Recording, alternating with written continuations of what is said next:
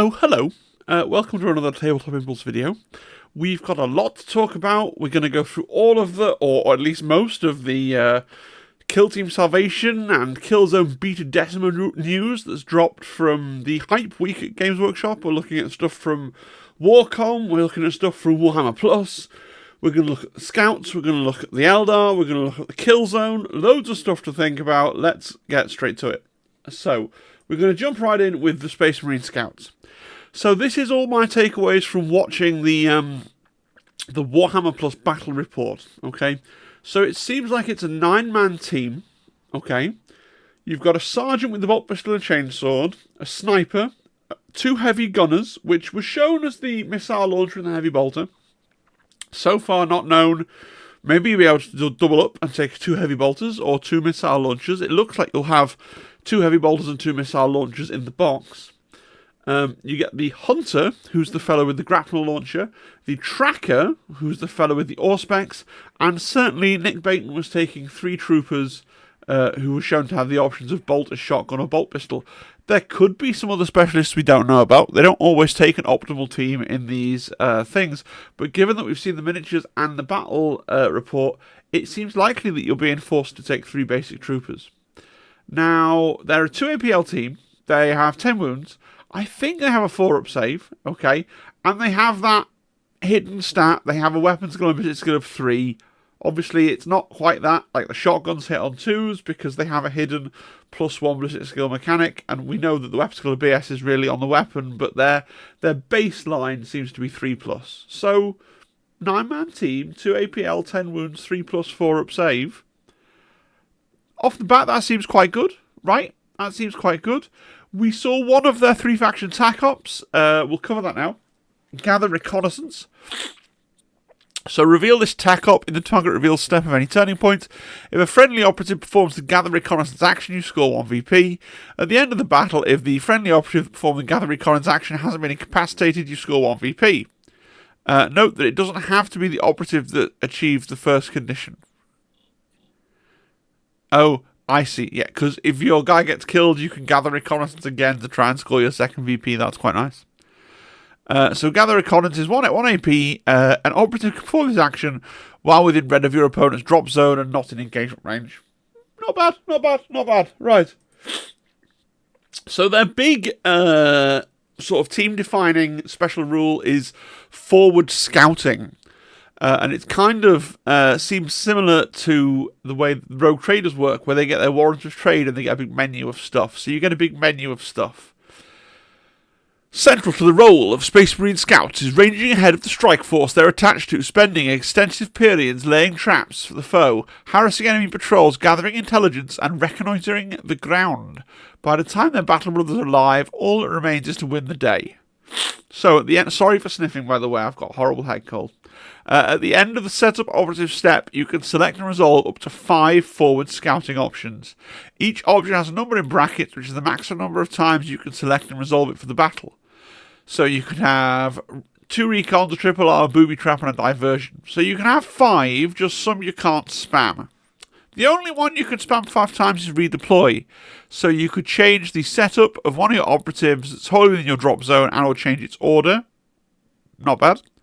Recon, so you can do this up to 2 times. You can have a recon dash as specified by the scouting step of the mission sequence. Presumably you also still get your strike scouting step recon, so you can get up to 3 recon dashes, which is quite good. Infiltrate, so you can resolve an infiltrate, so that's an order flip, so you could have up to 3 order flips as well at the start, which is quite nice. Triple arm, which I think is really funny and interesting. So, place one of your triple arm tokens anywhere in the kill zone that's more than red from your opponent's drop zone. During the firefight phase, the first time an enemy operative with a conceal order moves within white of your triple arm token, remove the token, and until the start of their next activation, friendly operatives treat it as if it has an engage order, which is pretty cool, and you can put that right onto an objective to stop. So if your opponent has clearly placed a barricade and is looking to sneak somebody onto that objective, you can just you can put one of your triple arms down and semi-scupper that plan, which is quite nice. Booby trap. you can put one of these down. Place one of your booby trap tokens more than red from your opponent's drop zone and more than white from each objective marker. Each time an enemy operative moves within white of one of your booby trap tokens, interrupt that action to roll 1d6, adding 1 to the result if the enemy operative's move is from a charge or dash action. Roll only once per action for each relevant token. On a 1-3 nothing happens. On a 4-up, they suffer a number of mortal wounds equal to the result of a d6. Its move action ends and the token is removed. Now, that's alright. It's not going to kill anybody. It's going to do a maximum of 6 wounds. Must be more than circle from each objective marker. But the objective marker is not... I know we all use the big objective markers, right? But that's not what the rules mean by objective marker. The rules mean the centre, it's a point. So technically, you could be circle plus a millimetre away from the centre of the objective marker, I think. And therefore your booby trap token would mostly be covering the scoreable area of the objective marker. You would end up having to leave a notional sliver of objective marker where they could stand and not trigger the booby trap. But you could position your booby trap such as that was the edge of the marker furthest from them, right? I think that's how it works. So effectively, you can still more or less use this to make an objective slightly unsafe. But then again, your opponent's probably just going to run onto it and go, well, 50% chance it does absolutely nothing. And then I might take I might take 4, 5, or 6 wounds. So I don't think booby trap, it's fun, but I don't think it's going to do very much. I think triple arm is more worthwhile if you can clearly see, as often happens in my game, he's going to run onto that objective on his conceal order, stand behind his barricade that he's clearly placed there, and then next turn do something else, right? So triple arm can let you get a shot off there, perhaps with your sniper up on a vantage point, and just help you kind of make it so that can't safely as easily park things on the objective. So I much prefer triple arm to booby trap. I think I would be taking 2 triple arms. I think for me that's the standout option. But I'm not sure. If you've got a thought, let me know. Diversion. Now this one, I select one enemy operative, subtract 1 from its APL. Its APL stat for the whole game? Like, I don't understand. Do you just... Because this doesn't say, it's just for the first turning point or anything like that. Like, that needs an FAQ. Does it really mean, that guy, he's only got 1 APL whole game? Or if it's a 3 APL guy, 2 APL whole game. Like, is that genuinely what it means? I mean, you can only do it once, but still... Whew, that's a pretty big deal, Device plan, you can have a CP. It's going to depend on what CP that you have to spend your CP on, right? Designate target is interesting. So you select an enemy operative, they gain the target token. Each time you fight in combat or make shooting attack against that operative with your target token in the roll attack dice step of the combat or shooting attack, you can re-roll an attack dice. Pretty good. If your opponent's got something that you're going to really want to kill, you can put that on there. And you might not kill him, it's just the psychological thing of your opponent might be more cagey with that miniature. I don't know. Interesting. But I really like triple arm, and I think that diversion is bonkers if it literally is just permanent. Like, yeah, you got -1 APL. Screw you, I guess.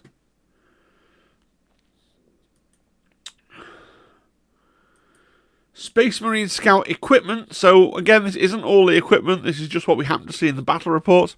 Smoke grenades, cool. Frag grenades, cool. Maybe they have cracks as well, and Nick Baton just didn't take one. Don't know. Camo cloak is interesting. So, you can't give it to the sniper, who already has this ability, and then it's the standard camo cloak of when you're in cover, you can retain an additional normal save as a result of cover, and you can buy that for your team, so you could have 6 guys with camo cloaks if you wanted to invest all of your EP on it.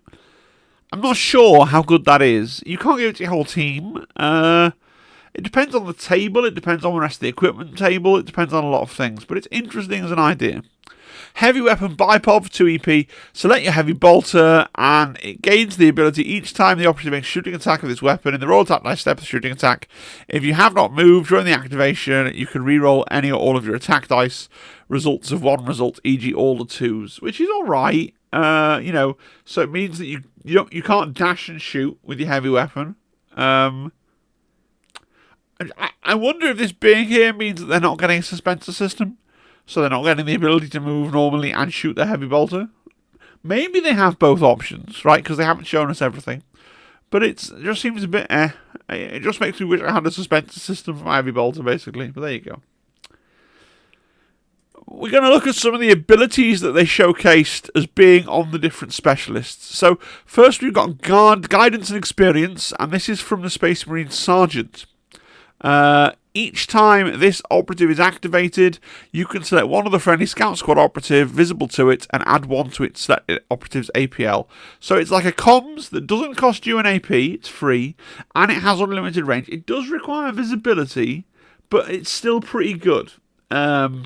Now, given that your Sergeant has close combat weapons, it does make him a very juicy target, given that Headhunter exists, and he's got a really good buffing ability. So it is kind of an eggs in one basket situation, but it's pretty cool. The Grapnel Launcher is what the Hunter has. It's a free climbing rope. The fact that it says see page 46 makes me believe that the rest of your team will also be able to buy climbing ropes for equipment points. Like, the Hunter's not very exciting, but assuming there's not more specialists we haven't seen, I guess you're taking him because it's not a team where you ever have to leave any specialists at home, and in fact you're forced to take 3 regular troopers, right? The Sniper has the advanced scope action, the same as the Phobos Sniper has something similar. So until the end of the activation, when determining line of sight for the operative, enemy operatives are not obscured, and you can't perform the action while within engagement range of an enemy operative, which is nice. And then we know the Sniper also has a camo cloak equipment piece, so we've seen that. Track enemy. Select one enemy operative with a conceal order visible to and within red of this operative.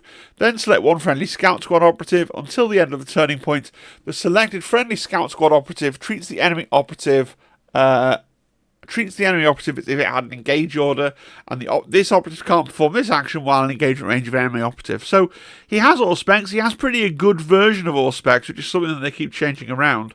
He has to sneak forwards to shine it on somebody, but he can nominate anyone else on his team to benefit from it. Now, interestingly, that they could have made it so your whole team benefited from it, but you have to particularly call the shot for the Sniper or the missile launcher or the heavy bolter or whoever it is. But it's pretty cool still. And like I say, yes, the Auspex and the Grapnel Launcher guy, unless they have other abilities that we haven't seen, are a little bit lackluster as specialists go. But you're taking them anyway because you haven't got a lot of options. Let's look at the Space Marine ploys. So these are the ploys that we've seen. So we've got Astartes Trading as a tactical ploy, so used in an activation. It lets you do 2 fights or 2 shoots, as long as you have a bolt pistol, bolt gun, or heavy bolter for one of your shooting attacks. So it's bolter discipline and double fight, but it's on a tactical ploy for one guy, for one CP. It's not a team-wide thing.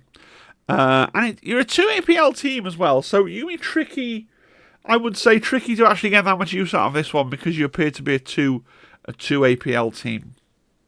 Of course, your Sergeant can give you a 3rd APL, but yeah. And then the other 3, so you got Blade Ambush and Gunfire Ambush, different versions of the same idea. Basically, each time a friendly Scout Squad operative fights in combat in an activation in which the order was changed from concealed to engage, in the roll attack dice step of the combat, you can re-roll any or all of your attack dice, results of 1 result, e.g. results of 2. If the target isn't ready, you also gain rending. And the Gunfire Ambush is the same idea, but for shooting, except if the target isn't ready, you can re-roll all your attack dice results of 1 result. For the Gunfire one, it's 1 dice for normal. Yeah, or all the results of 1 result if they're not ready. So, it's fine. It's a nice ability.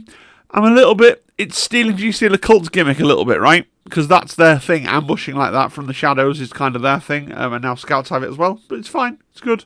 Stealth relocation is very cool. So for stealth relocation is 1 CP. Select one friendly scout squad operative more than red from enemy operatives, and you can immediately perform a free dash with that operative and or change its order. You can't use it in the first turning point. So every turn 3, turn 4, turn 2, turn 3, turn 4, one of your guys can do a free dash. That's pretty cool. So that's the Space Marines. I think they look solid. Yeah, I think they look like a solid team. I think they're going to really please people who want that kind of more numerous BS3 Stormtrooper type team. The people that were really upset that the Kazakin didn't have BS3 Plus, they're now going to get a team that's, it's only 9 bodies, but it's kind of filling that role. People who are the frustrated Kazakin players or the frustrated Arbites players, they might go over to the Scouts. I think it fills that kind of niche for a more elite team, but without being a 6-man Space Marine team. Blades of Khaine. Blades of Khaine is an 8-man team with 3 APL. So this seems really good. Like just that by itself, I'm already listening. 8 models, 3 APL. Nice. We got the stat lines on Warcom. So for 2 of the 3. So for the Scorpions and the Banshees. So move 3 circle, 3 APL, GA1, def 3, save 4 plus 8 wounds. Not bad. Presume that the leader will have an extra wound. Maybe the Dire Avengers will get an extra point of armor. No. Presume the Dire Avengers will have the same stat line. The team is very simple, as we've seen from all the previews. You're going to have 7 identical normal Eldar plus 1 Eldar Exarch. And it seems like everything's going to have a single ability that all the models have. So all the Striking Scorpions have their Mandi Blasters. In the battle report, they seemed really strong. In the battle report, the guy was playing with all Striking Scorpions because they were showing off what came in the box, right?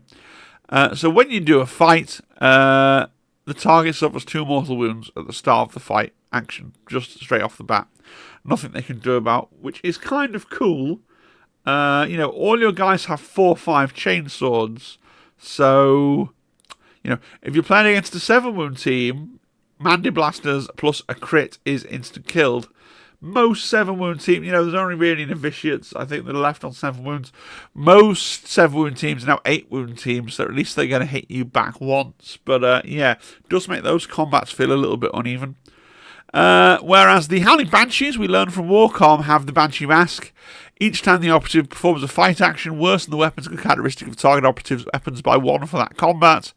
Pretty funny if you're charging Tau. Yeah. We also know that these have the Seek and Destroy archetype, and we've seen they will have another archetype, but we don't know it yet. And we've seen one of their faction tac ops, which is Master Techniques. If you use all 5 aspect techniques from an aspect in any turning point, e.g. all 5 Striking Scorpion aspect techniques, you score a VP, you must actually use them. If you use Vigilance of the Avenger, you must then make a shooting attack against enemy operative in cover. Okay, makes sense. I presume Vigilance of the Avenger gives you a benefit when you're shooting an enemy operative in cover. You can't just turn on the buff and then say, I've used it. You have to actually do the thing you've been buffed to do. And then if you do it again, you get a second VP. Pretty cool. Let's look at the aspect techniques, though. So we've got quite a lot of information about this. We've got, the core rule, aspect techniques. Unique abilities you'll find over the following pages, available to Blades of Khaine operatives with the relevant keyword. You can't use more than 1 technique per activation. You can't use each technique more than once per turning point. If every friendly Blades of Khaine operative selected for deployment has the same keyword, e.g. Striking Scorpion, you cannot use each technique more than twice per turning point instead. So you're going to get, on the left, you see the full Striking Scorpion list of aspect techniques, right?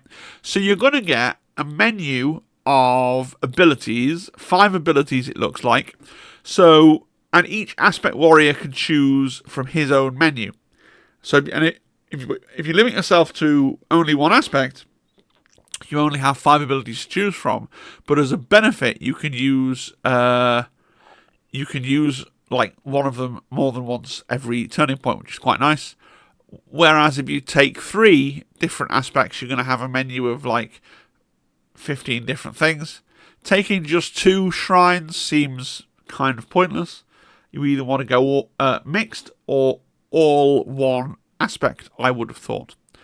Let's look at what the striking scorpions have. So, patient stalk, sudden blow. Carefully concealed in cover or in shadows, striking scorpions stalk their completely oblivious prey. The aspect warriors maneuver in complete silence around their targets to select the optimum position to launch a killing strike. Use this aspect technique when a friendly striking scorpion operative with a conceal order performs the normal move action. During that action, the operative can and must move within engagement range of 1 or more enemy operatives, but can't finish the move there.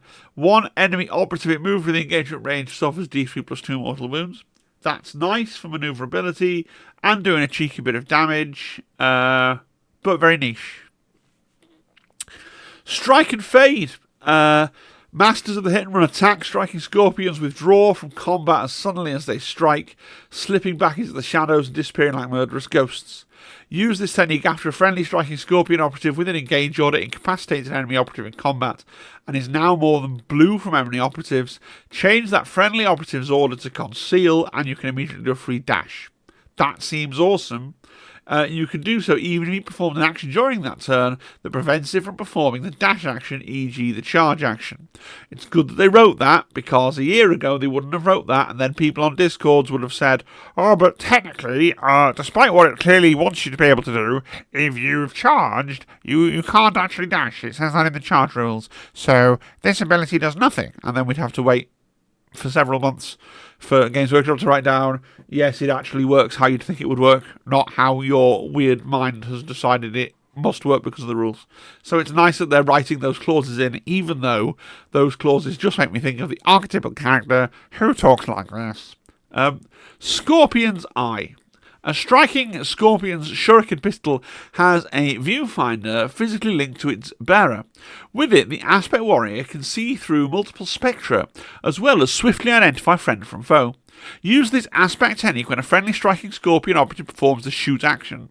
Until the end of that shooting attack, that operative's twin shuriken pistols or shuriken pistol gains the indirect special rule. That operative can make a shooting attack against an enemy operative in cover. Oh, must make a shooting attack against an enemy operative in cover. It's fine. Indirect's great, but I didn't get the impression that the shuriken pistol had the best damage profile in the world. So, yeah. Merciless Strikes. When striking scorpions launch their assault, they attack with relentless ferocity, landing blow after blow to grant the enemy no moment of reprieve in which to collect themselves. Use this aspect technique at the start of the resolved successful hit step of a fight action performed by a friendly striking scorpion operative. If you retain any critical hits until the end of that combat, the operative's melee weapons gain stun. Yeah, that's alright. Stun could come in. One with the Gloom. Years of strict practice, the striking scorpion is able to blend uncannily with the shadows, striking out at unsuspecting foes with terrifying accuracy. Use this technique when a friendly striking scorpion operative moves within black of a light or heavy terrain feature until the start of its next activation. While the operative has a conceal order, it's always treated having a conceal order regardless of any other rules, e.g. vantage point. A sneaky super conceal. I guess we like to see it. Then we've got just 2 of the Dire Avenger aspect techniques that have been shared over on Warcom. I assume there'll be a full 5 when the book finally comes out. Death of 1,000 Blades. Dire Avengers can unleash great deluges of monomolecular shuriken from their weapons. These lethal volleys echo the death of 1,000 blades, the punishment that Khaine meted out upon traitors, cheats, and others he deemed unworthy of a clean kill. Use this aspect technique after a friendly Dire Avenger operative performs the shoot action and uses a shuriken catapult or a twin shuriken catapult for that shooting attack. Make another shooting attack with that operative using the same weapon against another valid target within circle of the first target. Not bad. Not bad. Unstinting immovable. Dire Avengers wear the armour fashioned from psychosensitive thermoplast scales that's reactive to impact, stiffening if suffering a blow to spread the energy across the wearer. On top of this flexible suit, Dire Avengers wear bone-like plates over the most vulnerable areas of their body. Use this aspect technique in the roll defense dice step of a shooting attack made against a friendly Dire Avenger operative. If you retain any critical saves and discard one or more failed saves, select one of your failed saves to be retained as a successful normal save instead. Not bad. Of course, I'd love to see the Banshee ones, because I'm thinking of doing a pure Banshees team, if it's in any way viable. I feel like, for a lot of people, playing one single aspect will be really popular, because it's going to be less cognitive load. You're not going to have to remember 3 pages of abilities. You're going to only have to remember 2 pages of abilities, and they've tried to make it vaguely balanced. Of course, like all these things, I suspect the elite players, if they want to do well with this team, probably will gravitate towards a build where you have to use all 3. Frankly, I don't like striking scorpions because they're green. I don't like painting green. I don't like green. I dislike green quite a lot, actually. And the Dire Avengers are old as balls. But the Banshees I can get behind as a team, so maybe I'll do that. Anyway, moving on. The Blades of Khaine equipment. So they have 3 pieces of equipment.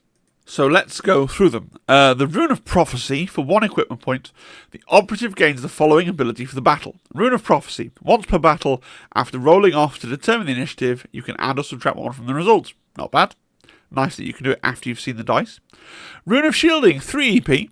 The operative gains the following ability for the battle. Rune of Shielding. Once per battle, when this operative fights in combat or a shooting attack is made against it in the result successful hit step of that combat or shooting attack, you can ignore the damage inflicted on it from 1 attack dice.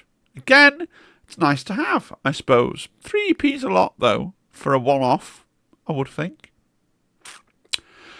Yeah, I suppose you put it on your Exarch, because he's literally your only special guy. Interesting. Rune of Foresight, 1 EP. The operative gains the following ability for the battle. When you reveal this equipment, select one of your opponent's strategic or tactical ploys, excluding command reroll. The first time they use that ploy, you gain 1 CP.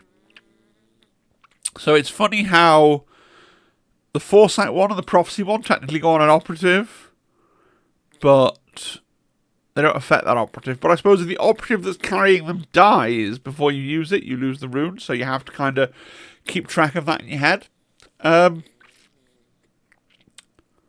Yeah, I mean, it's a gimmick, isn't it? These single-use runes. It'd be interesting to see the rest of their table and know if the rest of their thing is all these single-use runes.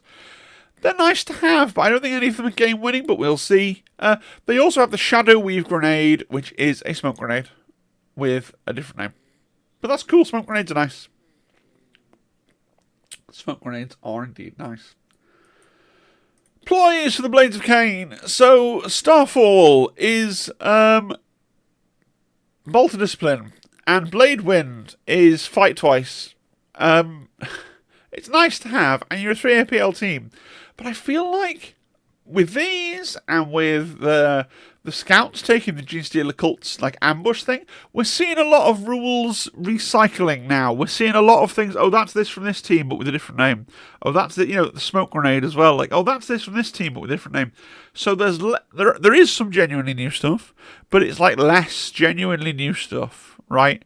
Ruthless Poise is Assault Doctrine as well. So, until the end of the turning point, each time an active friendly Blades of Khaine operative fights in combat against an enemy operative that's ready, in the roll attack dice step of the combat, you reroll one of your attack dice. Yeah, it's Assault Doctrine, but the enemy operative has to be ready, which, again, it's fine. It's not bad. The team looks pretty good, in fact. It's just not as creative as other things have been, I guess. Eminent Grace, though, is a new thing and pretty interesting. So, for 1 CP, you get to add 1 inch to the movement characteristic of all of your operatives, which might be worth it just by itself every turn right there for 1 inch of movement. And you can move around, across, and over other Blades of Khaine operatives and their bases as if they were not there, but can't finish on top of them. I can't say that I've ever had that many experiences where I've blocked myself in with my own models, but it could be really fun on Into the Dark, where if there's ever a time when you're going to block yourself in with your own dudes, it's going to be an Into the Dark. And so having your elves able to kind of acrobat over each other in those narrow corridors might be kind of fun. Right, Bheta-Decima. So these are all quotes from their most recent article. In fact, I've put my slides in the wrong order. I'm going to start with this one. So this was from the first article that went up. So I did talk about this a little bit on the live stream on Tuesday, but I'm going to cover it off again here. The hazardous area in the centre of the double-sided game board is a key feature of Killzone Bheta-Decima. As the name would suggest, the zone is treacherous terrain for everyone. Nobody's allowed to set foot in the foreboding war-tainted seas, so it's pretty clear you can't stand in it. And it does say in the same article, with a little asterisk, that you can't get pushed into it either, even by the dozer with his, the Hearthkin dozer. You can't be pushed into it. So you just can never stand on the water. Okay. You also restrict line of sight. So that works as is explained up on the right-hand side there under restricted line of sight. When determining line of sight from an active operative in the Killzone floor to a target operative on the Killzone floor, the target operative is obscured if the cover line drawn to it crosses horizontally over two circle of hazardous area. So now that is obscured, so look out for things like the Strike Force Justian sniper, the new scout sniper that can just turn off obscuring. We also have another change to line of sight, which is very 40k. When determining line of sight for an active operative on a vantage point to a target operative on the Killzone floor or vice versa, the target operative is obscured if a cover line drawn to it crosses into and out of the footprint of a gantry. However, ignore the footprint of gantries the active operative or the target operative are on. So this reminds me a lot of a 40k ruin. If you're in the ruin, you can shoot out of the ruin and you can be shot. If you're just behind the ruin, you can't be shot and you can't shoot through it, right? It kind of seems to work a lot like that. So this is going to allow a lot of pop-up attack type scenarios where you move, shoot, and then dash out again, like using a door or climbing up onto something. But it is very simple to understand and won't cause confusion, which is nice. I don't know if it's a good rule, but it's a simple one. Back. So this is from the more recent article, which just was an interview, which didn't tell us much groundbreaking. Flags up that things that can easily climb or fly will be really good. So Reavers, the Corsair Void. Interesting that they called out the Corsair Void Scarred Shade Runner and not the entire Harlequins team. Harlequins getting a nerf in the Balanced Data Slate? Who can say? Those that can easily climb, like Reavers in Phobos Strike teams, or even fly, become more powerful, able to traverse platforms with ease, leave the other operatives behind. Jumping between platforms is essential for sure, but it comes with a huge risk. If you fail and end up standing on a platform you're trying to jump away from, now out of position and ripe to be taken down. If you were charging, that means you are in an engage order and now find yourself fully revealed on a platform, which seems to be a really core moment in these hazardous environment games. And then another thing that was said was to look out for operatives or equipment that will let you shoot at obscured targets, like the Hearthkin Gunner's HY Las rotary cannon. Snipers and scanners become extremely valuable, allowing you to ignore the mist and waves and shoot right across the battlefield. Interesting they didn't mention Phobos, who can roster an entire team that ignore obscuring. Somebody did point out to me on the Discord that that was a change added in a balanced data slate, so they could easily take it away, right? If Phobos incursors don't need to be able to ignore obscuring, but as it stands, you could field an entire Phobos team that could shoot over the swimming pool at ground level as much as it wanted, which is quite interesting. Yeah.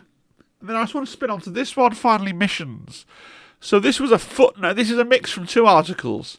There was a footnote at the end of the more recent article that said you'll be able to download the rules for Killzone Bheta-Decima from Warhammer Community when it arrives in stores, along with updated approved ops for games set in hazardous areas. So approved ops, remember, where have I put my approved ops card? Right, I just got these today. Oh, not that, that's my advent calendar. I just got these today, there we are. There's Kill Team approved ops. That is what they've rebranded the critical ops to. So where you see approved ops now, that's your tournament play missions, right? And it's the same. Don't panic. It's the same as the crit ops pack. They've just printed out the into the dark ones and added them into the deck, which is nice. Okay, now kind of ironic that this has just arrived at Games Workshop for me to pick up today. And then very shortly we're going to have another expansion that does not itself have printed. So they've added in the Into the Dark cards, but I'm going to have horrible printouts for hazardous areas now, which right? And it makes me think, and it makes me suspect, I don't know, that the approved ops missions, the tournament play, match play missions, are not actually going to be in the rulebook. They're just a supplement. And maybe the rulebook itself is just narrative stuff. I don't know. Okay? But they have said that approved ops is coming as a download, so I assume that's what we'll all be using for our tournament play. I'm assuming that this map that they provided in the article, in the earlier article, is of one of the narrative missions, because it uses the terrain from the narrative sprue, those pipes and things. And I'm guessing that the approved ops won't require you to buy the narrative terrain sprue to use them. Now, one big question in my mind is, will the approved ops pack have map layouts? Because in Octarius, we had map layouts for narrative missions, but not for tournament missions. The tournament mission layouts came from the community, from Turning Point Tactics. So, but I think for this mode of play, you really need Games Workshop to provide map layouts, because it will be very easy for novice players to make a map layout that was like impossible to traverse, because the things were too far apart for jump tests, and you just sort of ended up all bunching around the sides and having a terrible time. So I think they probably have to come out with layouts for approved ops. And then this begs the question, does Games Workshop now view this? Because if you look at how they've been talking about it, right, does Games Workshop now view this as a replacement for Season 1, effectively? So you've got this. If you want to play on open, you can play in hazardous environments. And if you want to play in the close confines, you can play on the Gallow Fall, and those two are staying, and then Season 1's like an aberration. Don't know. Oh, one thing about Bheta-Decima that I did glean from the battle report, and I forgot to put on the slides, it seems like in Bheta-Decima you can put your barricades on the terrain, all of them, forever, right? Because they were both doing that, and that makes sense, because otherwise they're very limited positions to put your barricades on. That's it, final thoughts. So I'm recording this on a Wednesday. My members are going to get it early. To release on a Thursday. Now, we are kind of expecting a balanced data slate on a Thursday. Sorry, I'm not going to be able to make a video about the balanced data slate until like Sunday at the earliest, and that's if I don't use Sunday's video to do a report on the Knots Kill Team tournament. And gosh only knows when I'm doing the hobby challenge finished video for the Badab War, but you know, we're going as best we can. We've got so much stuff to cover. I want to review these things as well. I want to review the jungle rules. There's just so much Kill Team at the moment. If you like the video and you want to encourage me to make more and maybe add some extra ones in the week, like, subscribe. If this has added value to you, perhaps because you don't have Warhammer Plus and you've got a nice digest of all the rules, consider membership or leaving a tip, something like that. If you will be at the Knots Kill Team event on Saturday, I'll be there, Zimbad will be there playing some Kill Team, probably coming last, but, you know, having a nice time. And, yeah, come say hi. And look for my next video on Sunday. And that's it. Thanks, guys. Hope you enjoyed it. Let me know in the comments if I missed anything from the battle report. Like, oh, you know, you missed, they revealed that actually the scouts have a 3-up save or something. Let me know. All right. See you guys. Bye-bye. Till next time. Cheerio. Cheerio. Bye. Bye-bye.